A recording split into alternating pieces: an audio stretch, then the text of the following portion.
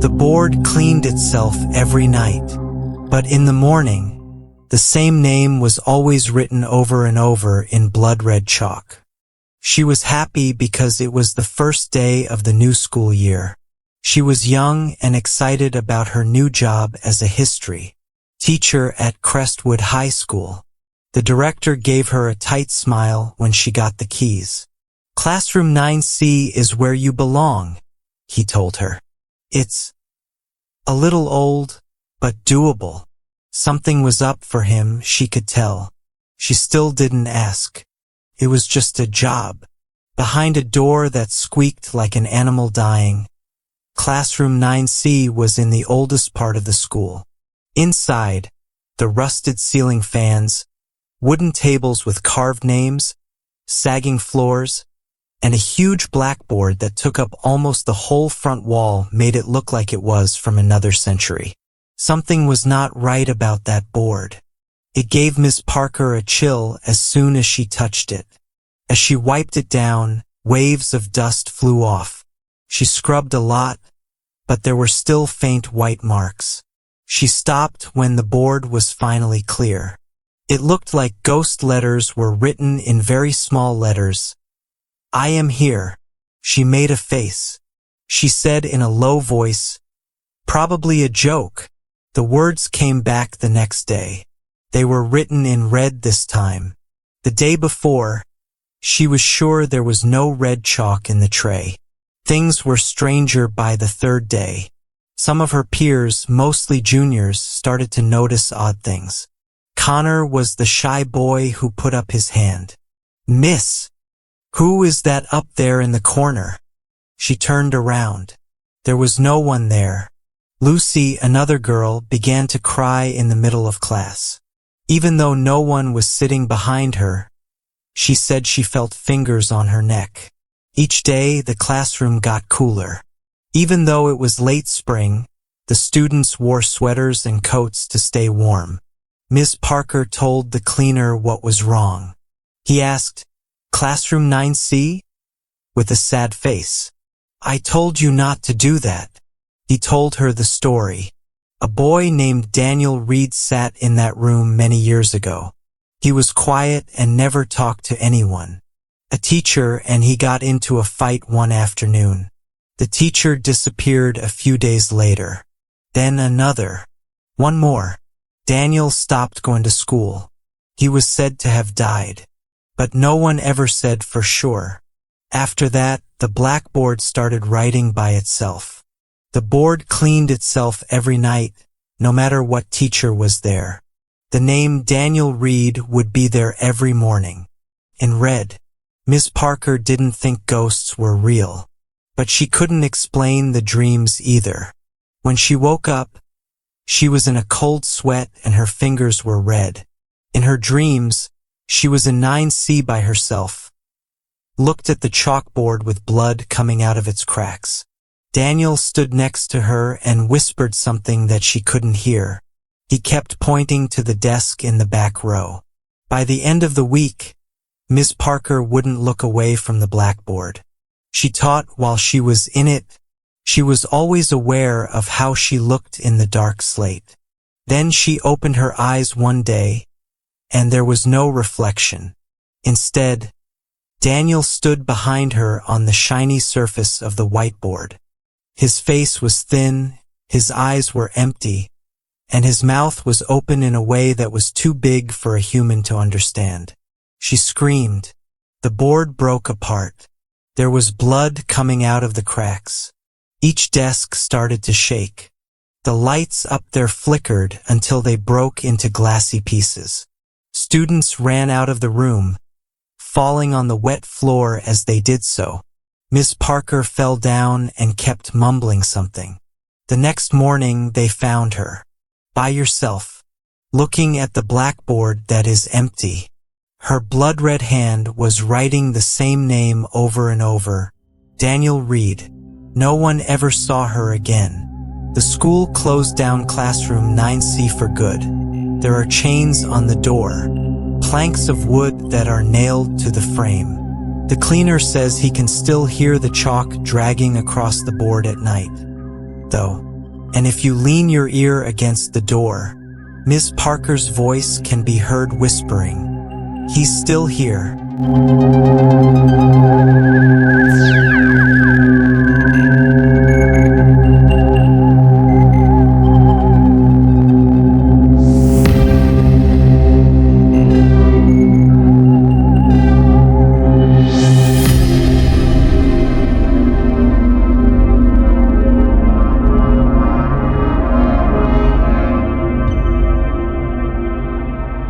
"They said room 21B didn't exist anymore," said Hook. "The new girl found it, though, and we can't get her to leave now." Crestwood High had two problems: a heating system that was too old, and tales.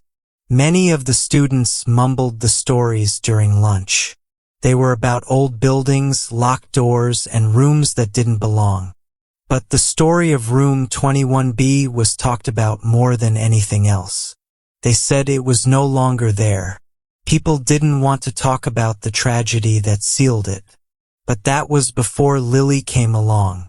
Lily changed schools in the middle of the term. She kept quiet, pale, wore the same gray hoodie all the time, and always had a black pad in her hand that was wrapped in leather. She didn't talk unless someone asked her to, and when she did, she replied in pieces. She didn't seem interested in making friends, even though many people tried. She ate lunch by herself and sat by the window. She wrote things down in her notebook. She told her teacher what she was writing when she was asked. "Let me hear you." That was hard for everyone to understand. Things began to change 2 weeks after Lily arrived. There were strange cold spots all over the school, like in the library, the gym, and the eastern hallway. Some kids felt pain in their chests near the old cleaner's room. Mia was one of the girls who heard a scream coming from behind a wall. The East Wing was no longer a place that anyone wanted to go. More so near the hallway that was blocked off and led to a door marked 21B. It used to be a school. That much was true. But the hall was now blocked off with bricks. One rusty chain held up a faded "Do Not Enter" sign. Lily kept asking about it, though. Who taught there before? Why is it locked up? What became of the girl who stayed that day after class? The teachers wouldn't answer. The teacher told her not to ask again. The cleaner was making the rounds one night. He was sure that he saw someone standing close to the locked doorway. Girls, without shoes. Her hair was getting in the way of her face. He opened his eyes. She was gone. Things got worse the next morning, though. The bricks were gone. Room 21B's door was wide open. The lights were on inside. The room looked like it was frozen in time. 1970s desks. A green board with lesson plans written in script on it that are now yellow. It became impossible to read a sign that said, "The future begins today," and Lily was in the first row, sitting at a desk with her mind open. She was taking a call. There was no one else in the room, though. Of course, they pulled her out, talked to her parents. She was suspended for trespassing. She didn't give up, though. She came back over and over. It didn't matter how many times they locked the door. If you chained or bricked it back up, it would be wide open again the next day. Lily would be inside, grateful. If you look for her again, you'll find the notebook. Things were getting weird on the pages. Some had names on them. 12 of them. Clara Wills, Lucy Hammond, Megan Rowe. There was red ink on each name, over and over. On some pages, there were drawings of stick people hanging from the ceiling. A school where the desks are one with the floor. A girl in a corner who doesn't have any eyes. The last few pages were too hard to read. Smudged, like someone was crying while they wrote. But one message was written over and over again in clear but shaky handwriting. Clara says they locked her up. She's no longer by herself. Now I'm not going to be either. The real story began to come out. A long time ago, Clara Wills got all A's in school. She had to stay in room 21B one day because she was late. She wasn't there the next morning. The teacher who gave the punishment quit the following week, saying that sound spoke to him while he was sleeping. No one ever found Clara's body. But after she was gone, 2 more kids went missing, and both of them were seen going into room 21B. That's when the school locked it up. It was going to happen again. Tyler was last seen during a school fire drill. His bag was found outside of room 21B, which was once more open. Emma, another student, quit talking altogether. Every day, she only wrote one thing on her eraser. She's sitting at her desk and watching us. Lily discontinued going to school, but classmates said they saw her, being in room 21B, not letting anyone else see them talk to a girl. She seems to be aware that someone is watching her because her head turns quickly from time to time. Someone was brave enough to film her from the window in the hallway. Lily is writing something in the video. The lights start to flicker, and just for a moment, 2 girls are sitting at the front desk. Not all of them are Lily. She looks more aged, skin flaking off, eyes are totally black. She's making a face. The school closed off the hallway for good, closed up all the gaps, put up guards. It didn't matter, though. Room 21B's lights are still on at night. And if you put your ear to the wall where the door used to be, 2 sounds can be heard, making soft noises. Lily and Clara.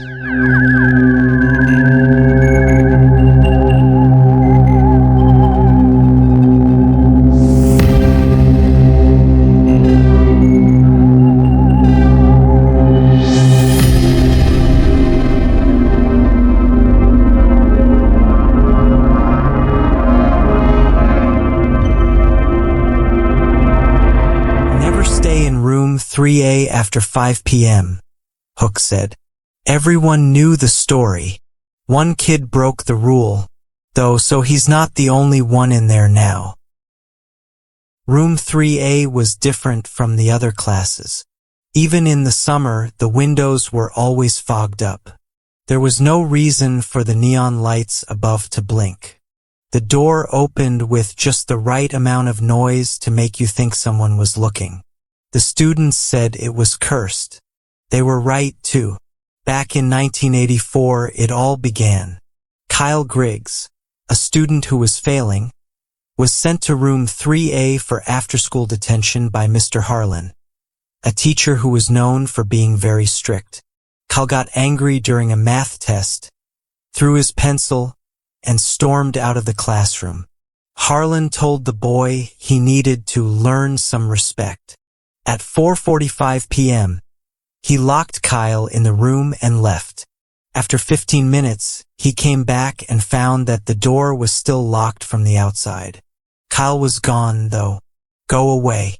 No one had opened the window. Not a sign of trouble. There were no screams.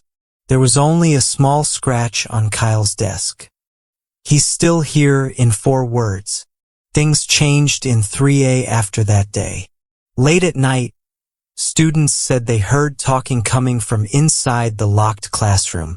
A cleaner said that after hours, the lights turned on by themselves. One sub quit in the middle of the week after seeing a boy's image in the window when no one else was there. In the hall outside of room 3A, a guidance assistant had a seizure.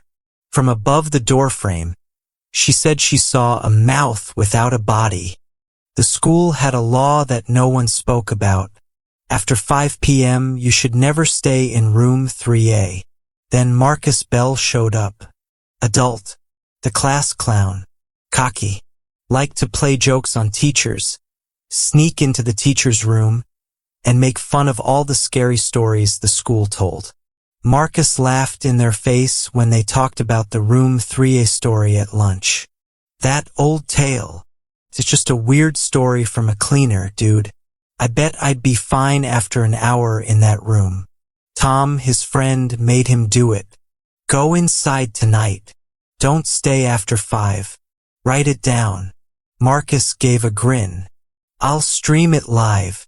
Marcus came back that Friday after school with a Red Bull, his GoPro, and a lantern. He didn't go into room 3A until 4:50 p.m. The school wasn't very busy. Some teachers still left. Somewhere down the hall, a cleaner mopped.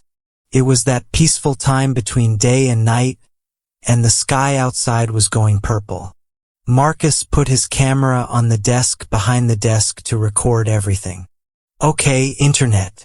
This is Marcus Bell, who will become a ghost hunter. I'm in room 3A, which is known as the Haunted Detention Chamber of Doom.